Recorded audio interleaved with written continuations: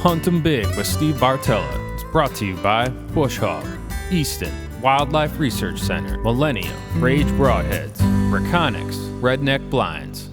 One of the most important things to success when it comes to hunting is to gauge the amount of pressure the property that you're hunting is going to receive and then adjust accordingly.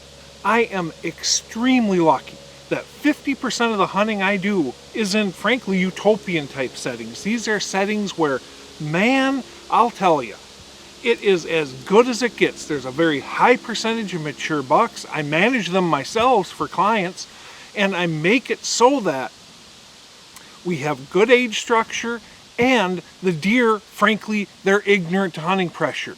Now, that's one of the biggest keys to managing deer.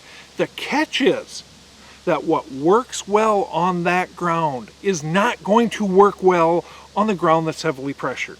It is so much easier to look smart, so much easier to kill great big bucks on utopian type settings than it is on most real world settings. So the first thing you do is you gauge the amount of hunting pressure a property receives. If it's high pressure, like the other 50% of the hunting I do, the other 50% is divided pretty much straight down the middle between normal family farms and public ground like we're on right now.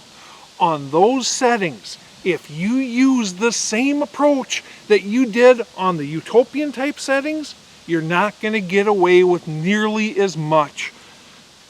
Your wiggle room for error just isn't there. How do I hunt high pressure situations?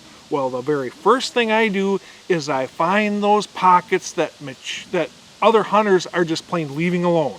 You find those pockets that other hunters are leaving alone, and that is where you're going to find Mr. Big 9 times out of 10. Next, do absolutely nothing to draw attention to yourself. Calling and rattling may work really well in utopia, but you know what? Everybody and their brothers out here pummeling this heavily hunted ground, these public spots. And what's the cool thing to do? The cool thing is to call and rattle. If that mature buck did what he was supposed to do, when he hears those rattling antlers clash together, you know what? He got killed at 1.5 years old. 2.5 years old if he was really lucky. Okay, what you're really doing when you pull out the gadgets in those situations is you're jumping up and down, you're waving your arms, and you're screaming, "Hey, I'm over here, I'm trying to kill you." Do nothing to draw attention. That includes when it comes to actually setting your stands. A lot of public ground, you can't set your stands and leave them up, but that's no reason that you can't set them in spring. You set them, you get them trimmed, you take that stand down and you carry it out with you. Now when it comes time to hunting, all you have to do is slap up that stand. You don't have to do the trimming. You just minimized your disturbances. Next, really pick your spots for hunting that buck on the pressured land. Your hunting his core area. That's really the only way you can consistently kill that buck. So what you do is you wait till the peak scrape phase towards the end before you even think about going in after him. And then wait for a good weather front. Wait for that temperature drop to happen.